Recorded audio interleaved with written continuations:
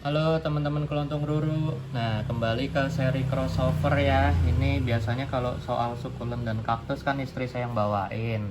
Nah, kali ini saya yang bawain deh. Nah, topiknya kali ini mumpung lagi mau reporting si Pseudolitos. Nah, kita akan bahas banyak hal nih. Ini adalah Pseudolitos migurtinus, salah satu jenis yang paling umum di Indonesia.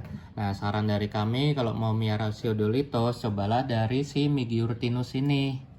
Nah, kita akan bahas dulu penyebarannya. Kira-kira si Pseudolitos ini itu banyak kan di Somalia, Yaman, sama Oman. Jadi daerah Afrika Utara yang rada perbatasan sama Middle East ya, atau Arab. Nah, jadi banyak yang bilang juga untuk ke daerah-daerah habitatnya si Pseudolitos ini itu sama susahnya kayak miara si Pseudolitos. Ya tahu sendiri lah ya, kalau untuk Somalia itu kan daerah konflik, tapi untuk Yaman dan Oman itu relatif aman sih daerahnya. Jadi kali-kali kalau ada teman-teman yang iseng mau ngelihat habitat atau mau ngambil, ya resikonya besar kalau di Somalia. Nah, kemudian si Pseudolitos ini kalau lihat di Google atau website kan banyak yang bilang susah dipiara segala macem bla bla bla bla bla bla bla, tetek bengeknya banyak. Nah, kalau dari pengalaman kami, Pseudolitos ini termasuk yang paling gampang. Cuman kunci utamanya adalah medianya harus poros. Bisa kelihatan ya dari sini. Kemudian ini kita mau reporting, jadi medianya biar fresh kami ganti baru dengan resep racikan kami sendiri yang ada di Tokped juga.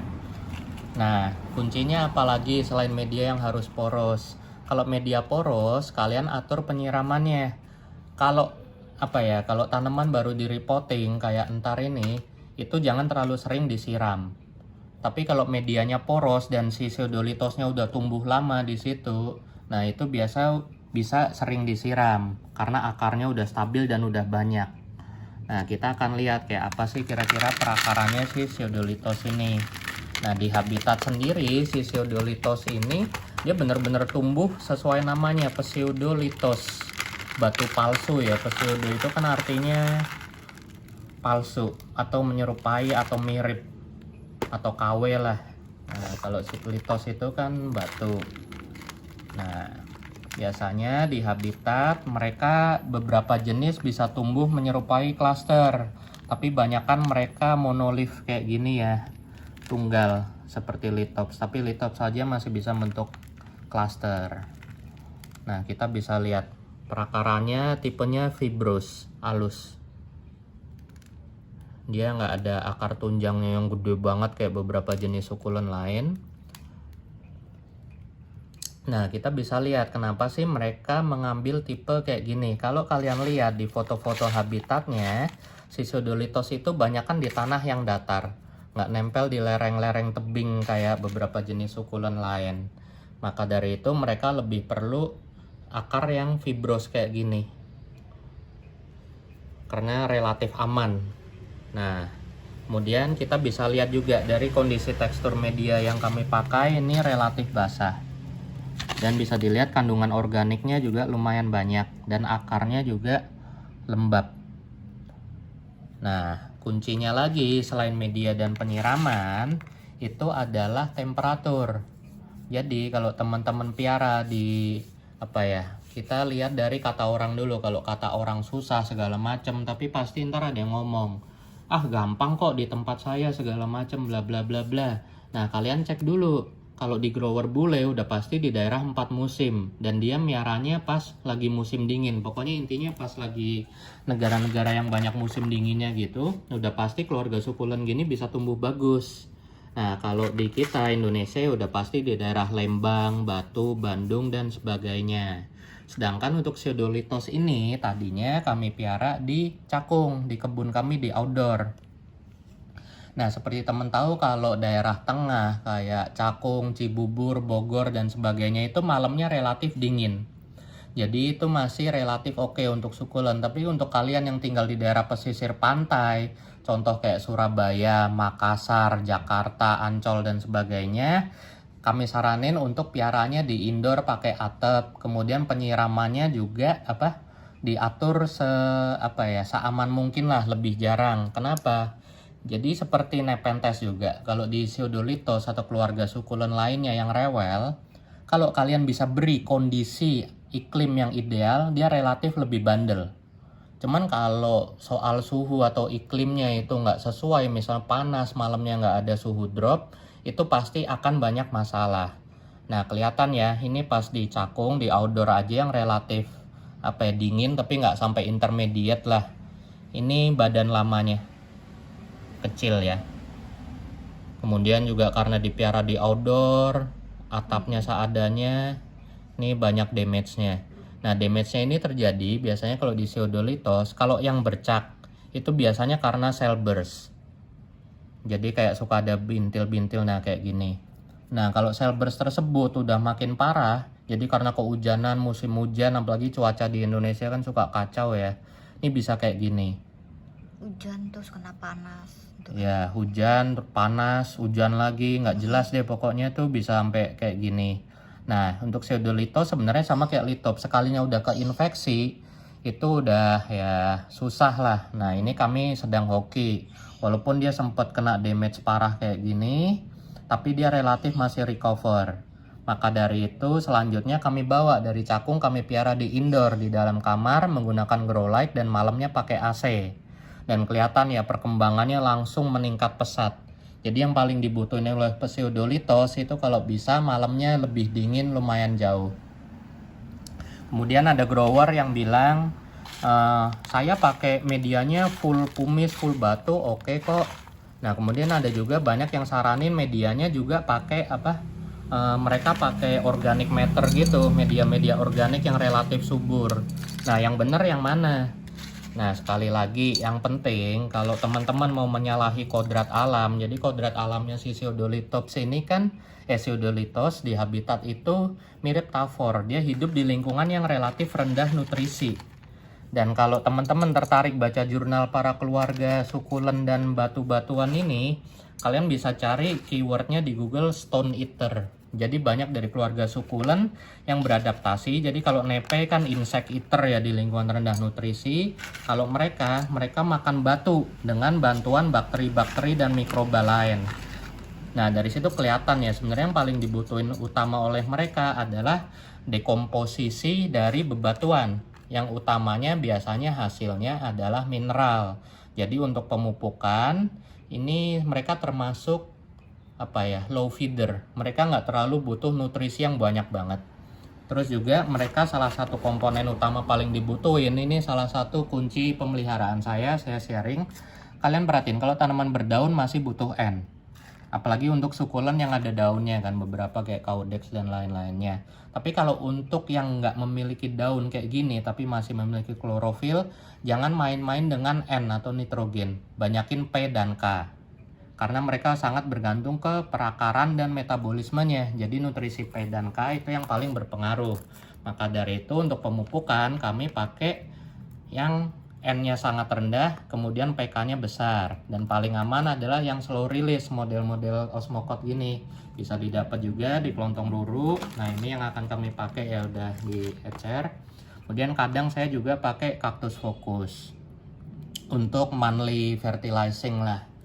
Nah, kemudian kapan mesti dipupuk? Ya, saran saya gunakan 1/4 dosis, nggak usah banyak-banyak.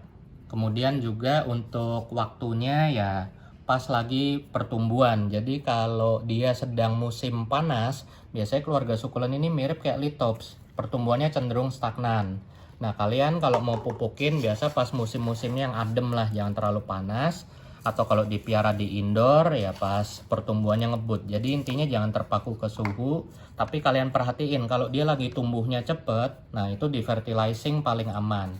Tapi kalau lagi lelet-lelet nggak jelas, nggak tahu kenapa, jangan dipupukin. Nah, kemudian juga yang menarik dari keluarga Pseudolitos ini, dia masih berkerabat dekat dengan beberapa keluarga sukulen lain. Jadi dia itu dia sebenarnya self steril. Jadi untuk kalian menghasilkan seed pod atau biji itu harus dikawinin dengan Pseudolitos lain, nggak bisa dari polennya dirinya sendiri. Jadi dia terkenal bisa dikawinkan dengan Pseudolitos dari spesies lain atau dari spesies yang sama. Bahkan udah ada beberapa kultivar unik, dia dikawinkan dengan kerabat yang berbeda genus. Seperti contohnya adalah Huernia ini. Jadi dia bisa dikawinkan selain dengan Pseudolitos juga dengan keluarga Asclepiadaceae. Bacanya gimana nggak tahu, Asclepiadaceae pokoknya intinya. Nah, salah satu contohnya adalah keluarga Huernia ini. Jadi Persian carpet atau apa flower gitu namanya. Nah, pokoknya keluarga Huernia inilah. Kalian bisa cek di Google, itu banyak hybrid uniknya. Nah, untuk pollinating atau floweringnya gimana? Jadi untuk pollinate udah pasti harus keluar bunganya dulu kan. Nah, biasanya mereka akan berbunga kalau dipelihara di outdoor ya. Jadi kalau dipelihara di indoor itu kan relatif nggak ada perubahan suhu. Jadi jarang bunga. Biasanya kalau udah seukuran gini biasanya dia udah bunga. Tapi karena ini kami pelihara di indoor, itu kami mesti utak-utik setting cahayanya, setting suhunya segala macam. Tapi repot, jadi dia jarang bunga. Kecuali pas udah kami pelihara di indoor, kami langsung taruh di outdoor selama beberapa waktu. Biasanya dia akan tahu, oh ini lagi pergantian musim nih, ada perubahan, saya akan bunga. Nah, uniknya lagi dari bunganya mereka adalah bunganya mereka bau daging busuk. Nah, maka dari itu banyak grower berpengalaman yang sering bikin hybrid Pseudolitos, kan udah dibilang mereka self steril. Jadi kita harus piara beberapa yang banyak. Kemudian pada saat bunga, biasanya mereka akan naruh daging busuk atau kompos-kompos buah yang sedang mereka olah jadi pupuk atau POC. Jadi di situ lalat-lalat dan beberapa serangga lain yang tertarik bau busuk itu akan datang dan otomatis mempolinasi. Itu cara alaminya ya, yang paling aman. Nah, interesting tuh. Ada juga yang bilang kalau piara di Indo, ya udah piaranya di dekat Amor Palus saja atau bunga bangkai, bisa juga. Cuman kan ngepasinya pas bunga susah ya. Nah, untuk pemilihan pot sebenarnya juga relatif. Kalau saya sukanya pakai pot plastik. Nah, cuman karena ini dalam waktu jangka panjang akan kami piara di indoor, dan di indoor itu kan relatif nggak ada angin. Saya memilih menggunakan pot terakota yang non glaze kayak gini. Glaze itu yang udah dipelitur licin ya. Nah, kalau non glaze gini kan ada pori-porinya, jadi dia relatif cepat ada penguapan. Dan kalau saya perhatiin, si Pseudolitos ini relatif suka lembab. Karena dia tumbuh sangat baik di GH saya, GH nepe. Cuman saya nggak pakai tatakan air. Kalau ditaruh di GH-nya istri saya yang relatif kering, itu malah pertumbuhannya kurang. Dan kemudian karena saya sering nyiram nepe, dia juga otomatis sering saya siram juga. Dan kelihatan responnya lumayan cukup baik. Dan untuk menghindari resiko busuk, makanya saya pakai pot terakota kayak gini. Karena saya akan lebih sering nyiram. Dari pottingnya seperti biasa, tips dari saya akarnya disebar ya, jangan dibundel. Ya, tinggal diisi. Nah, cara paling mudah lainnya dalam pemupukan adalah kita isi dulu sedikit. Nah, mumpung kalian masih lihat akar-akarnya, ini sebenarnya jangan ditiru ya. Sebenarnya cukup secukupnya, tapi kalau saya dari pengalaman saya, nah tiap orang kan cara miara dan kondisinya beda. Kalau saya naruh pupuk osmokotnya relatif lumayan banyak. Jadi sebelum di fullin medianya, saya sebar osmokot dulu. Ngawurnya di mana? Nggak perlu sebanyak ini sih sebenarnya. Cuman dari pengalaman saya sih aman-aman aja. Cuman jangan ditiru, taruhnya secukupnya aja. Karena cara kita miara kan beda-beda, lingkungannya, kondisinya, penyiramannya. Dan ini kan emang size besar. Ya udah gede, jadi relatif ya? udah stabil. Lebih kayaknya 3 ya. Iya udah lama.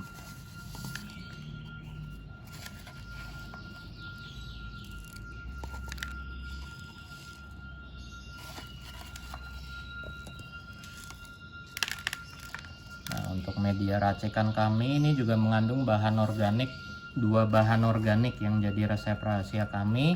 Ini sangat bagus ya untuk keluarga sukulen.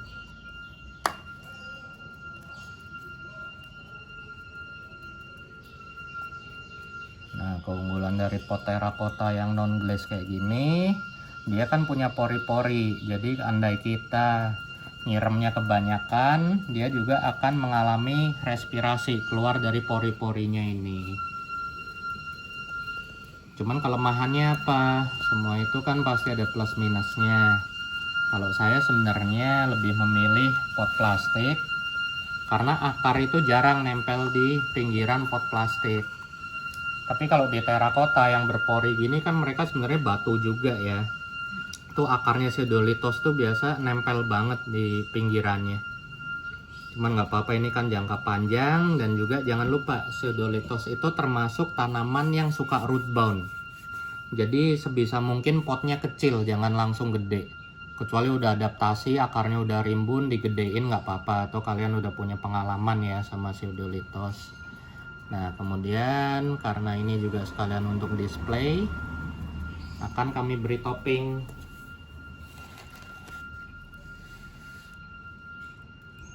Nah yang menarik juga biasanya sebenarnya di habitat ya, kalian bisa cek Google, si Pseudolitos ini tumbuhnya di batu-batu granit yang ukurannya lonjong-lonjong kayak gini.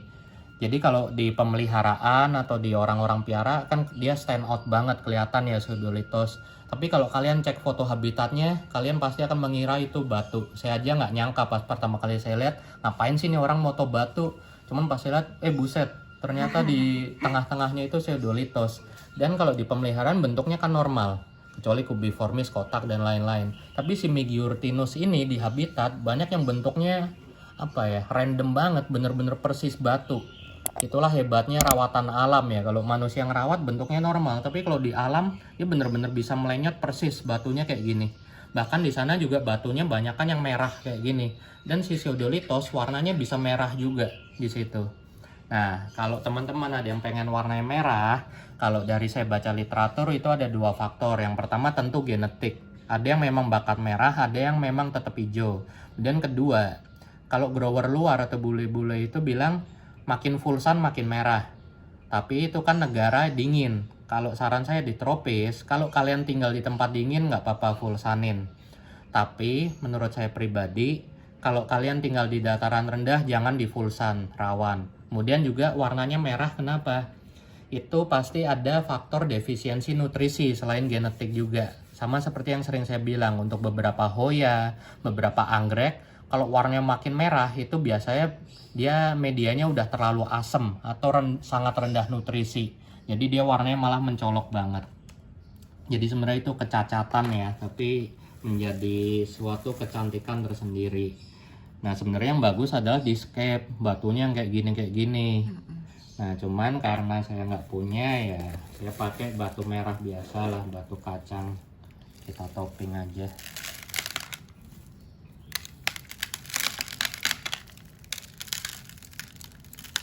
Untuk topping ini cuman faktor estetik aja ya.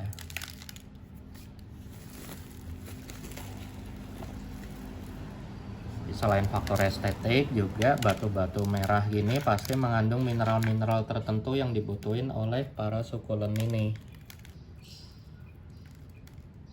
Jadi ntar seiring waktu, dalam jangka waktu bertahun-tahun, pasti ntar bakal ada mineral deposit yang turun dan jadi sumber nutrisi buat akarnya. Oke, sekian teman-teman untuk Pseudolitos. Sebenarnya dia relatif gampang ya. Kalau piara di outdoor, usahain yang pakai atap, jangan pernah kena hujan langsung. Oke, sekian teman-teman, thank you, semoga membantu.